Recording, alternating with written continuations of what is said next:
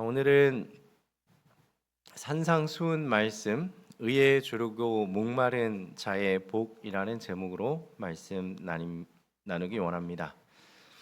신학자들은 예수님께서 공생애와 함께 유대인의 이름 없는 산중에서 선포하셨던 그 말씀을 시내산에서 모세에게 십계명과 율법과 예식의 규례를 선포하셨던 것의 반복이다라고 말합니다. 오늘 하나님께서 모세를 통하여 율법과 또 선지자를 통하여 우리에게 하신 말씀이 아니라 예수님께서 직접 하신 말씀, 그 산상수훈의 말씀을 살펴보길 원합니다. 지난 시간 예수님께서 그 산에서 선포하셨던 축복의 말씀은 참 놀라운 말씀이었습니다. 부자는 천국 가는 것이 확실하다라는 설교와 사상으로 가득했던 때 예수님께서는 가난한 자가 복이 있다라고 말씀하셨습니다. 기뻐하고 웃는 사람이 복이 있는 것이 아니라 마음이 찢어지게 애통하는 사람이 복이 있다라고 하셨습니다. 왜냐하면 죄에 대한 애통, 그리고 세상에 대한 슬픔, 그리고 괴로워하는 사람의 고통에 참여하는 자들은 하늘의 위로를 받을 것이기 때문이라고 예수님께서 말씀하셨습니다. 그리고 예수님은 온유한 자가 복이 있다 말씀하셨습니다. 하나님의 뜻에 완전히 순종하는 자, 자신은 완전히 그리스도 안에 감추어져 있고 비난이나 경멸이나 또 온갖 조롱의 말에 귀머거리가 된 사람이 복이 있다라고 하셨습니다. 바로 이런 자들이 이 땅에서 없어질 땅이 아니라 영원한 땅, 새 땅을 기업으로 받을 것이라고 예수님은 선언하셨습니다. 오늘 말씀에서 예수님께서는 의에 주리고 목마른 자가 복이 있나니 그들이 배에 부를 것임이요라고 말씀하셨습니다. 하늘은 푸르고 또 상쾌한 바람이 부는 유대의 한 산에서 예수님께서 말씀을 이어가십니다. 의에 주리고 목마른 자는 복이 있나니 그들이 배에 부를 것임이요. 여기에서 목마르고 주리다라는 말의 언어는 파이논테스와 딥소테스인데 이 말은 주리다 그리고 목마르다라는 뜻입니다. 이 말의 의미는 그냥 아침에 일어나서 배가 고픈데 뭘 먹지? 아침에 목이 마르다. 내가 오늘 하루 종일 햇빛 밑에 있었더니 목이 마르네. 물을 마셔야겠다. 이 정도의 배고픔과 이 정도의 목마름을 뜻하는 것이 아닙니다.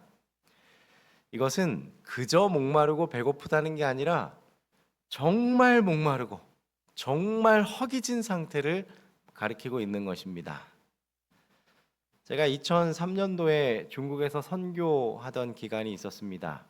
그때 이제 중국에서 북한 탈북했던 친구인 호석이라는 친구와 한 방을 쓰고 같이 파트너가 되었었는데 이 친구가 한국으로 망명, 우리 재림교회 첫 번째 한국 망명을 저희 팀이 도와줬었습니다.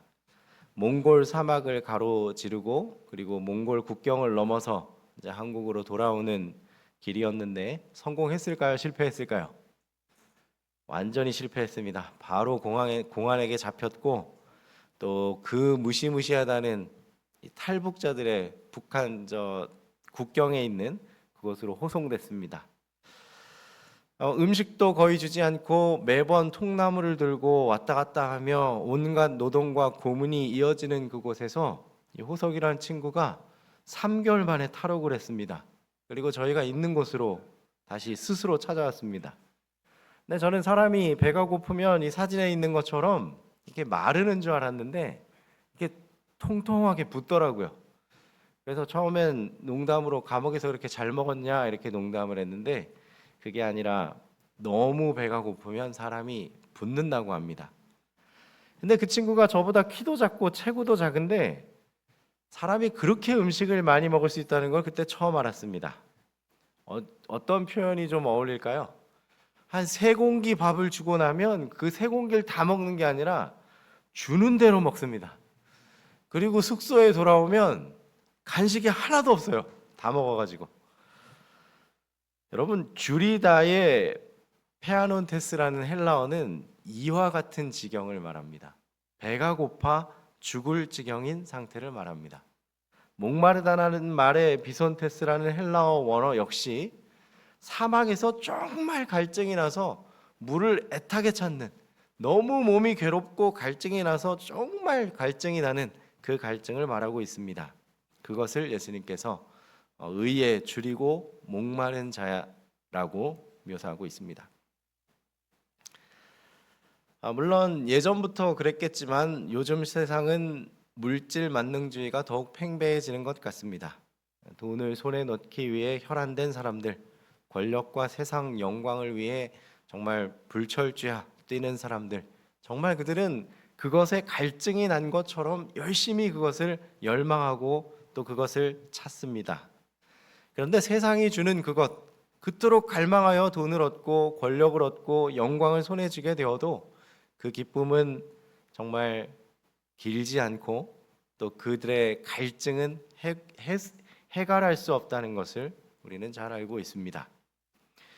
세상의 부귀와 영화와 권력과 명예를 최고로 이야기하던 시대에 예수님은 의에 줄이고 목말라 하는 자가 복이 있다라고 선언하셨습니다. 자, 그렇다면 궁금한 것이 생깁니다. 의라는 것은 무엇일까요? 배가 고파 죽어가는 자가 먹을 것을 찾듯이, 목이 말라 죽어가는 자가 한 방울 물이라도 찾듯이 의를 찾는 자가 복이 있다라고 예수님이 말씀하셨는데, 그 의의 의미는 무엇일까요? 산상보훈 18페이지에는 이렇게 말합니다. 의는 거룩하고 하나님과 같이 되는 것이다. 여러분, 의가 누구와 같이 되는 거라고요?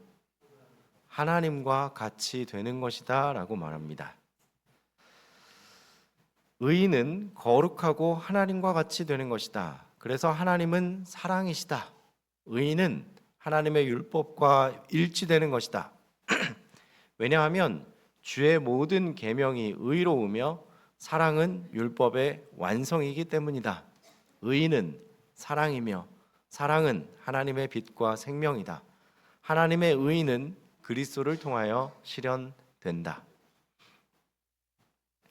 여러분, 의라는 것은 하나님의 뜻에 완전히 일치하게 행하는 것이 의입니다. 우리의 삶 전체가 하나님의 뜻과 완전히 일치되고 그분이 원하시는 표준에 완전히 맞게, 그 표준에 맞게 행동하고 살아가는 것이 의다라고 말하고 있습니다. 그렇다면 우리가 하나님의 뜻이 무엇인지 알아야 그분이 원하시는 대로 살 수 있으리라 생각이 듭니다. 하나님의 뜻은 무엇이며 하나님의 뜻은 어떻게 알 수 있을까요? 예수님께서는 이렇게 말씀하셨습니다.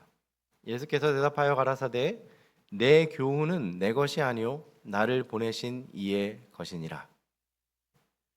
그러므로 우리는 그분을 받아들임으로써 의를 얻게 된다. 하나님의 뜻을 행하러 예수님께서 오셨고 우리는 그 예수님을 내게 받아들이면 하나님의 뜻을 행할 수 있게 되고 하나님의 뜻이 무엇인지 알게 된다는 것입니다. 그제서야 우리는 의를 추구하고 의를 갈망할 수 있게 되는 것이죠. 그렇다면 언제 의를 갈망하게 될까요? 산상보훈 19페이지에는 이어서 말씀합니다. 우리 구주의 품성의 온전함을 깨달을 때 우리는 완전히 변화돼 그분과 같은 순결한 모습으로 새로워지고자 갈망하게 될 것이다. 하나님에 대해 알면 알수록 품성에 대한 우리의 이상이 더욱 높아지고 그리스도의 형상을 나타내고자 하는 열망이 더욱 강해질 것이다. 우리가 누굴 깨닫게 될 때요? 무엇을 깨닫게 될 때요? 구주의 품성의 온전함을 깨닫게 될 때 갈망하게 될 것이다라고 말하고 있습니다.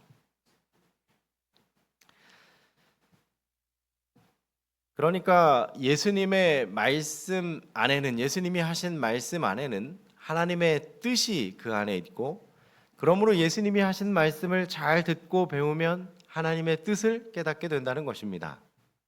그러므로 성경 말씀, 즉 주님의 말씀을 날마다 읽으며 묵상하는 사람이 하나님의 뜻이 무엇인지 안다는 것이죠. 그런 사람들은 신앙의 이유를 알고 있습니다. 왜 우리가 예수를 믿어야 하는지, 왜 우리가 회개해야 하는지, 우리가 왜 세상을 사랑하지 말아야 하는지, 우리가 왜 하나님과 이웃을 내 몸처럼 사랑해야 하는지, 그리고 왜 거룩해야 하는지, 우리가 왜 십자가를 지고 때로는 좁고 험한 길을 가야만 하는지, 우리가 왜 때로는 세상 사람들이 그렇게 추구하고 좋아하는 것을 때때로 포기해야 하는지, 왜 우리가 보이지도 않는 하나님의 나라를 위해 나의 생명과 때로는 나의 가진 것과 내 젊음을 주님께 헌신해야만 하는지, 그것을 우리는 하나님의 말씀을 통해서 듣고 하나님의 뜻을 알게 되는 것입니다. 그렇다면 나는 예수님을 믿습니다라고 하면서 하나님의 뜻이 무엇인지 잘 모르겠다라고 하는 사람은 아마도 성경의 말씀의 의미를 잘 모르고 있는 것일 수 있습니다. 아마 주님의 음성을 아직 듣지 못했을 수도 있습니다. 우리는 분명히 하나님의 뜻이 무엇인지, 그리고 주의 성령께서 때때로 하나님의 말씀이 우리 마음에서 생각나게 하시고 기억나게 하시며 하나님의 뜻대로 살아야 함으로 우리를 인도하신다는 것을 잘 알고 있습니다. 그런데 여러분, 예수님께서는 하나님의 뜻이 이것이다라고 우리에게 알려주시기만 하고 끝내신 것은 아닙니다. 자기 자신이 얼마나 의에 줄이고 목마른지를 실제적으로 모본으로 우리에게 보여주셨습니다. 그러므로 우리가 예수님을 보면 성경 말씀을 통해 그 하시는 말씀을 듣고, 그리고 그분이 행하신 그 행위들을 통해, 그리고 그분의 죽으심과 그분의 부활하심을 보면서 의에 줄이고 목마른 자의 삶이 바로 이런 것이다 라고 결론을 내릴 수 있는 것입니다. 여러분, 우리 예수님만큼 의에 줄인 사람은 없었습니다. 그분은 죽음을 앞두고 기도하셨습니다. 아버지여, 제가 이 잔을 피했으면 좋겠지만 제 원대로 마시고 아버지의 원대로 하옵소서. 여러분, 그 말씀은 예수님은 아버지 하나님의 뜻을 따르는 데에 자신의 생명을 모두 걸었다라는 의미입니다. 아버지의 원대로 하옵소서. 아버지의 뜻이라면 제 생명과 저의 영원한 생명조차도 아버지의 뜻대로 되기를 원하나이다. 그렇게 아버지께 모든 것을 맡기신 그분은 십자가에서 돌아가셨고 사흘 만에 살아나셨습니다. 그리고 오늘 우리를 하나님께로 인도하는 구주가 되셨습니다. 예수님이 그런 분이시고 또 그렇게 사신 분이시죠. 그런 의미에서 의에 줄이고 목마른 자가 된다는 것은 예수님처럼, 그리고 예수님처럼 완전히 하나님의 뜻에 굴복한다는 것입니다. 만일 그대가 마음 가운데 어떤 부족을 느낀다면, 또한 의에 줄이고 목마른 것 같은 생각이 든다면, 이것은 그리스도께서 성령의 선물을 통하여 그대 스스로 할 수 없는 것을 그대를 위하여 해주고자 그대의 마음에 역사하고 계시다는 증거이다. 그리스도의 사랑을 한 번 맛본 사람은 그 사랑을 더욱 많이 받고자 끊임없이 부르짖는다. 그래서 나누어 주게 되면 더욱 풍성하고 더욱 많이 받게 될 것이다. 진리의 영이신 성령께서 이 시간 이 자리에 임하기를 간절히 소원합니다. 우리 모두가 하나님의 뜻에 일치하게 살아야만 주의 거룩한 백성이 된다는 사실을 깨닫게 해주시기를 간절히 소망합니다. 그러나 우리는 압니다. 우리 스스로는 그렇게 될 수 없다는 것을. 그래서 우리는 의에 줄이고 목마른 것처럼 그것을 간절히 소망하기를 원합니다. 오늘 이 시간 성령 하나님께서 임하셔서 우리의 마음속에 그러한 열정으로 가득 채워주시기를 간절히 소망합니다. 잃어버린 인류를 구원하기 위하여 자신을 비우신 예수님에게는 성령이 한량없이 주어졌다. 그러므로 그리스도를 따르는 사람들도 그분께 우리 안에 거하시도록 온 마음을 바칠 때 누구나 그것을 받을 것이다. 여러분, 성령 충만함을 받는 방법은 매우 간단합니다. 나 자신을 예수님이 비우신 것처럼 완전히 비우고, 나를 비운다는 것은 그 기도에 함축되어 있습니다. 내 원대로 마시고 아버지의 원대로 되게 하옵소서. 나를 완전히 비우고 그분의 뜻대로 살겠다고 나를 바칠 때, 그때 심령이 가난한 자가 되고 심령이 의에 줄이고 목마른 자가 되고 주님께서 말씀하신 그 복이 우리에게 임하게 될 것입니다. 그리고 성령의 충만함을, 약속된 성령을 받게 될 것입니다. 갈라디아서 2장 20절은 말합니다. 내가 그리스도와 함께 십자가에 못 박혔나니 그런즉 이제는 내가 산 것이 아니요 오직 내 안에 그리스도께서 사신 것이라. 이제 내가 육체 가운데 사는 것은 나를 사랑하사 나를 위하여 자기 몸을 버리신 하나님의 아들을 믿는 믿음 안에 사는 것이라. 여러분, 신앙생활이라는 것이 무엇일까요? 그것은 이 갈라디아서 2장 20절의 말씀대로 사는 것입니다. 나를 위하여 사는 것이 아니라 나를 위하여 목숨을 버리신 주님을 위하여 사는 것입니다. 이것은 그저 한 번만 내가 주님을 위해서 살겠습니다라는 고백으로 끝나는 것이 아니라 이른 아침부터 저녁까지 전적으로 주님을 의지하고 살아가는 삶입니다. 하나님, 나를 사랑해 주셨죠, 감사합니다로 끝나는 것이 아니라 하나님이 나를 사랑하신 그것이 나를 감동시키고 나를 위하여 십자가를 지신 그분을 늘 묵상하고 그리고 그분에 대해 생각하며 사는 것입니다. 여러분, 여기 참 재밌는 상황인데요. 우리 보통 제가 몇몇 분을 봤는데 결혼하기 전에 그 여자분, 지금 아내분 되신 그분이 없으면 죽겠다고 결혼하신 분들이 몇몇 분 계시더라고요. 그런데 시간이 지나고 났더니 저 사람 먼저 죽었으면 좋겠다고 하시는 분들이 있더라고요. 여러분, 그런데 예수님은 어떠십니까? 예수님은 나를 위해 죽으시고 여전히 나를 위해 모든 것을 버리기 원하시는 분이 그분이십니다. 여러분이 생각하는 세상의 사랑과는 비교할 수 없는 사랑으로 우리를 사랑해 주시는 분입니다.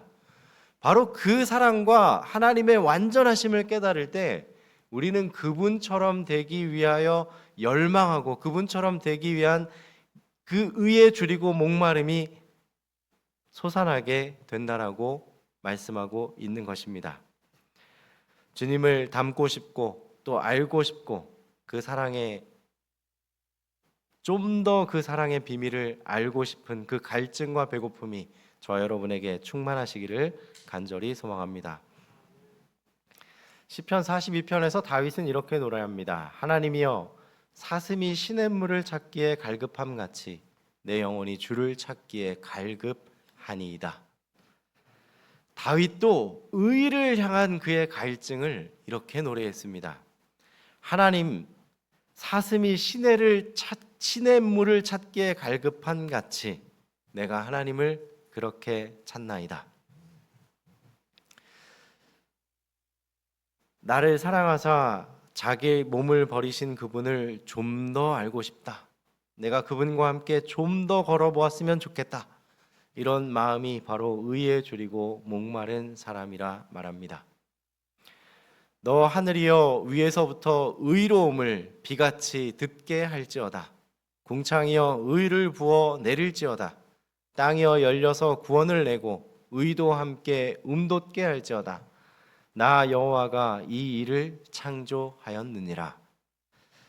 여러분, 하나님께서 천지 만물만 창조하신 것이 아니라 의를 비처럼 내리시고 의를 통하여 구원을 내시고 의를 통하여 싹이 나게 하시고 주의 의를 통하여 우리 마음에 선한 열매들이 많이 맺게 하는 것, 그건 역시 창조주 하나님께서 하시는 창조의 사역임을 기억하시기 바랍니다. 이사야 41장 말씀을 읽습니다. 가련하고 빈핍한 자가 물을 구하되 물이 없어서 갈증으로 그들의 혀가 마를 때에 나 여호와가 그들에게 응답하겠고 나 이스라엘의 하나님이 그들을 버리지 아니할 것이라. 내가 자산의 강을 열며 골짜기 가운데 샘이 나게 하며 광야로 못이 되게 하며 마른 땅으로 샘 근원이 되게 할 것이며 내가 광야에는 백향목과 시띠나무와 화석류와 들감람나무를 심고 사막에는 잣나무와 소나무와 황양목을 함께 두리니 무리가 그것을 보고 여호와의 손이 지은 바요 이스라엘의 거룩한 자가 창조한 바인 줄을 알며 헤아르며 깨달으리라. 술 취하지 말라. 이는 방탕한 것이니 오직 성령의 충만을 받으라. 여러분, 우리는 술을 마시진 않습니다. 그러나 술 취하지 말라라는 의미는 우리의 정신이 하나님이 아닌 다른 것에 쏠리는 모든 것을 의미하는 것입니다. 하나님보다 더 사랑하는 어떤 것, 하나님 생각보다 더 열중하는 어떤 것 없이 하나님께 그 의를 줄이고 목말라 하는 것처럼 의를 갈망함으로 성령의 충만을 받으시는 저 여러분이 되기를 간절히 소망합니다. 골로새서 2장 9절과 10절도 말합니다. 그 안에는 신성의 모든 충만이 육체로 거하고 너희도 그 안에서 충만하여졌으니 그는 모든 정사와 권세의 머리시라. 우리가 다 그의 충만한 데서 받으니 은혜 위에 은혜로라. 한 10여 년 전에 재림 연수원에서 그 목사님의 예화가 기억이 나서 말씀드립니다. 장례식이었는데요. 연수원에 계셨던 목사님이 인턴 전도사였고 담임 목사님을 모시고 있었다고 합니다.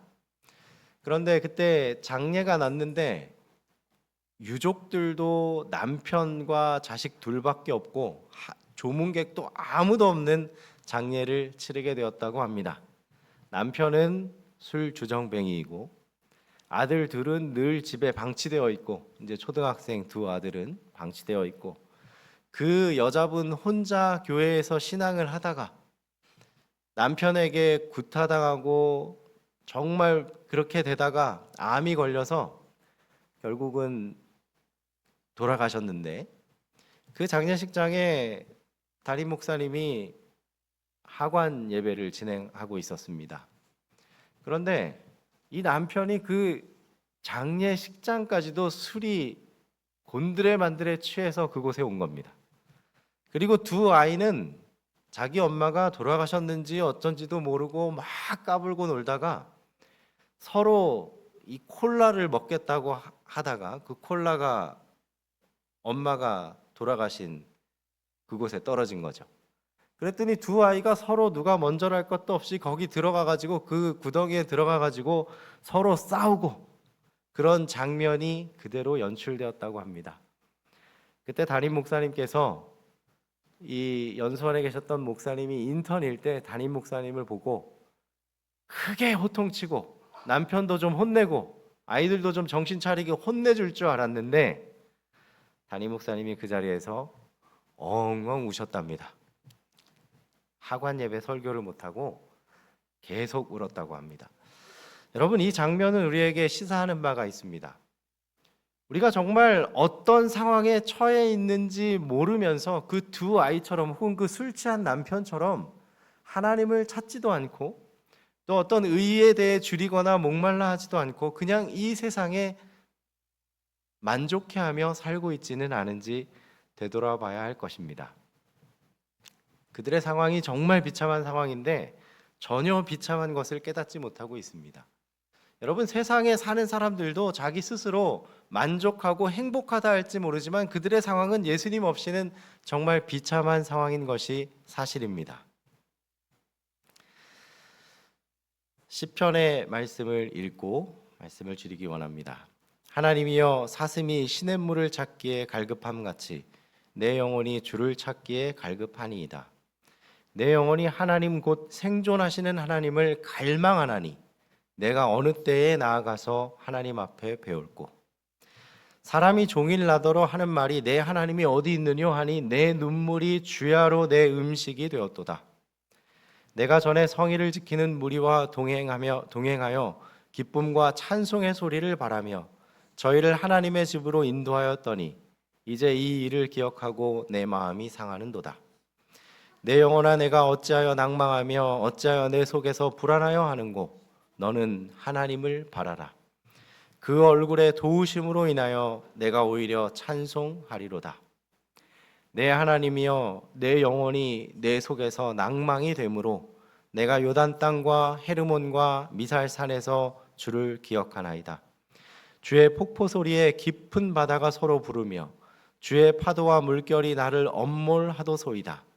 낮에는 여호와께서 그 인자함을 베푸시고 밤에는 그 찬송이 내게 있어 생명의 하나님께 기도하리로다. 내 반석이신 하나님께 말하기를 어찌하여 나를 잊으셨나이까? 내가 어찌하여 원수의 압제로 인하여 슬프게 다니나이까 하리로다. 내 뼈를 찌르는 칼같이 내 대적이 나를 비방하여 늘 말하기를 내 하나님이 어디 있느냐 하도다. 내 영혼아, 내가 어찌하여 낭망하며 어찌하여 내 속에서 불안하여 하는고 너는 하나님을 바라라. 나는 내 얼굴을 도우시는 내 하나님을 오히려 찬송하리로다. 잃어버린 인류를 구원하기 위하여 자신을 비우신 예수님에게는 성령이 한량없이 주어졌다. 그러므로 그리스도를 따르는 사람들도 그분께 우리 안에 거하시도록 온 마음을 바칠 때 누구나 그것을 받을 것이다. 여러분, 예수님께서는 성령을 약속하셨고 의에 줄이고 목말라 하는 마음, 주님, 제가 의를 열망하고 저를 비우고 주님으로 채우기 원합니다 라고 간구하는 순간 우리는 성령의 충만함으로 채워지게 될 것입니다. 주의 성령이 우리 안에 충만히 채워져서 주께서 말씀하신 그 복이 우리에게 충만히 넘치기를 주님의 이름으로 축원하며 말씀을 드리겠습니다.